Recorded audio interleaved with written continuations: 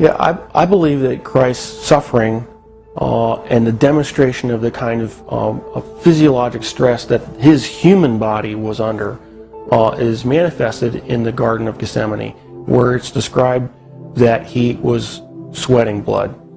And there is a well-documented medical condition in which patients who are under tremendous amount of emotional stress and physiological stress can in fact sweat blood, because little blood vessels within the glands burst and then the blood is expressed.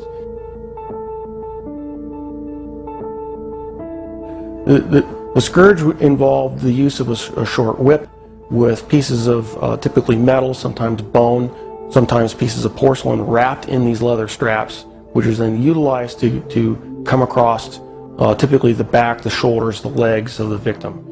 The first few passes across a particular body part would tear through the skin, the fat, but eventually, once the outer layers were torn away, it would start getting in the muscle and the tendon. And of course, along the way, you're ripping through all the blood vessels that supply all those tissues. And so you're losing blood the whole time. The plant that was described actually had a very long thorn, not the little thorns that we would think from a rose bush. These were thorns that were typically 1.5 inches to 2 inches in length. The scalp is one of the most vascular portions of our bodies. It had a huge blood supply up there. So then having those thorns shoved down into down onto the bony plate would have gone through all the scalp, which in and of itself would have created a huge amount of blood loss. I've seen people actually bleed to death from just a scalp injury. So it's not a small injury to have, who knows, dozens of these things shoved into your scalp.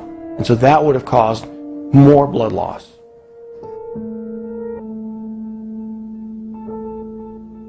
Typically when a victim has to carry the cross, what has been described in the literature, in actual Roman literature, is they describe they carry the crossbar, and the crossbar is estimated alone was estimated to weigh about 110 pounds. And of course, if your arms are stuck out here, wrapped up on the crossbar, and you fall down, you need help getting up. You just can't get up on your own, because there's no possible way without your arms to get up. So he would have needed help getting up. If he fell over, there's a good chance that he could have hit his chest, which then could account for the possibility of a cardiac injury. Anatomically, we consider the wrists as part of the hand, and so with the placement of the nails between the radius and the ulna at that position, it still fits the definition of being in the hand, and it's in a position in which the nail won't rip out, which you have to have a solid point of fixation. Another interesting point about the placement of that is the median nerve goes right straight through that particular portion of the wrist, and so there would have been either destruction of the nerve or impingement of the nerve that would have created a tremendous amount of pain, so that every time you try to take a breath, it'd be agonizing. You'd be pushing down on spiked feet, which of course hurt, and then you'd be hanging on spiked arms. And so you alternate from excruciating pain to excruciating pain every time you take a breath. So even if he survives the actual crucifixion, he would have had to survive what I believe to be a lethal injury from the spear, just to find out whether he was alive or not. What's described is the loss of water and blood, and that would entail either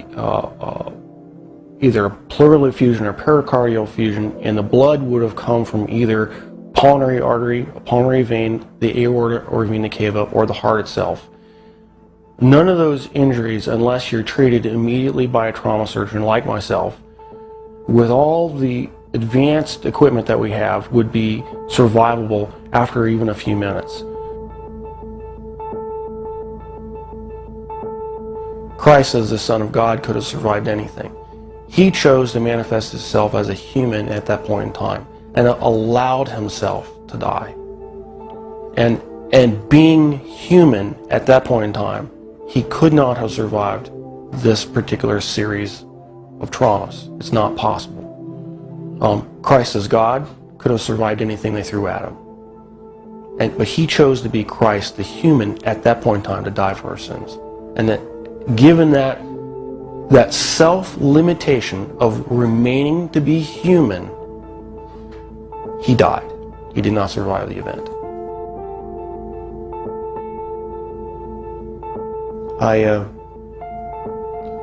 I'm profoundly impacted by it.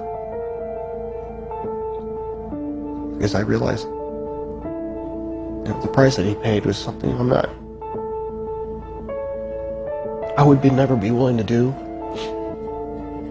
for probably anybody.